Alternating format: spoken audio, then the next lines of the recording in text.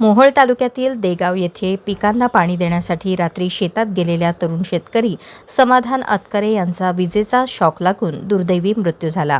या घटनेनंतर खासदार प्रणिती शिंदे यांनी अतकरे कुटुंबियांची भेट घेऊन सांत्वन केले, तसेच शासनाकडून आवश्यक ती मदत मिळवून देण्यासाठी पाठपुरावा करण्याची ग्वाही दिली।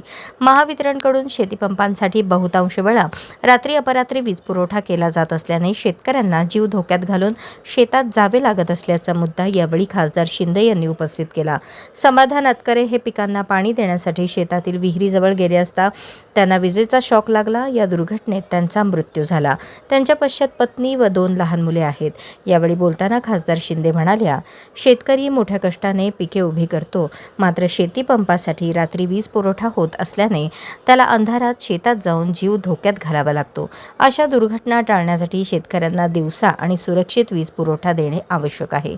समाधान अतकरे यांचा मृत्यू ही केवळ कुटुंबाची हानी नसून ग्रामीण भागातील वीज पुरवठा व्यवस्थेतील गंभीर त्रुटी अधोरेखित करणारी घटना असल्याचे सांगत राज्य सरकार व महावितरणने याची तातडीने दखल घ्यावी आणि शेतकऱ्यांना दिवसा अखंड वीज पुरवठा उपलब्ध करून द्यावा अशी मागणी त्यांनी केली।